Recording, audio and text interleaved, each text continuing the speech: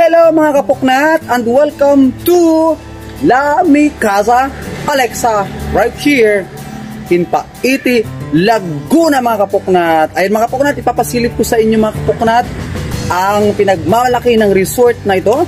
Of course, ang kanilang modern kubo mga kapuknat o yung tinatawag nilang a house. Go, go, go. Tara. You see that mga kapuknat? Ayan yung kanilang a house na tinatawag mga kapuknat. O ayan ha, dalawang rooms na pwede mong upahan dito kung ikaw ay gustong mag-swimming, mag-staycation here. Tara, pasukin natin ang loob mismo nung a house na yan mga kapuknat. Wait. Yan. Ganito ang isura ng kanilang a house mga kapuknat. Okay, tingnan mo natin ito. Yan yung pinaka modern kubo na siya mga kapuknat dahil sosyal ang kanyang ito pinaka wall niya mga kapuknat, tinted na yan sa salamin. Yero siya mga kapuknat, yero siya, made of yero siya, no? Kumpara dun sa mga probinsya, pawod lang. Pawod kaya dahon ng niyog mga kapuknat. Ito ay kakaiba na ito mga kapuknat. Talagang yero at moderno na talaga ang dating mga kapuknat. Bukas na. At try natin pasukin itong modern kubo na ito mga kapuknat. Ayan, nakita tayo dyan. Go, tara. Hello, tao po. Ayan. Ayun, may aircon na mga kapuknat. Wait.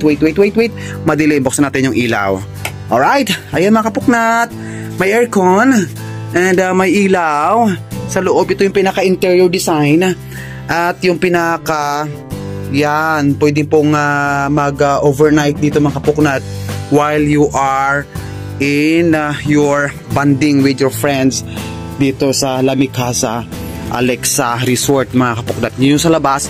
Diyan yung kanilang pool. Mismong paglabas mo dito sa may house na ito ay diyan na mismo ang kanilang pool mga kapuknat. Ayan na, dalawang room lang po ito. Dalawa kahoy siya, made siya ng kahoy mga kapuknat. Yung pinakasahig niya ay gawa sa kahoy. Yung haligi niya, kahoy din. Nakapatong siya sa bato. Ito yung pinaka-floor, pinaka-lupa. Then bato, din nakapatong yung pinaka-haligi niya. Yung ganito po yung pagka-construct. Pinaka-foundation niya is ito.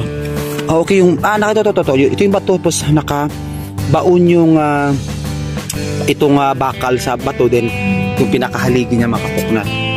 Okay, ganyan po ang exterior design nitong bahay kubo or a house na tinatawag nila. Bakit naging a house? Dahil literang A po yan mga kapuknat.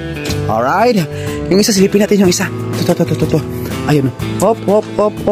Aircon din siya, siyempre social aircon na siya.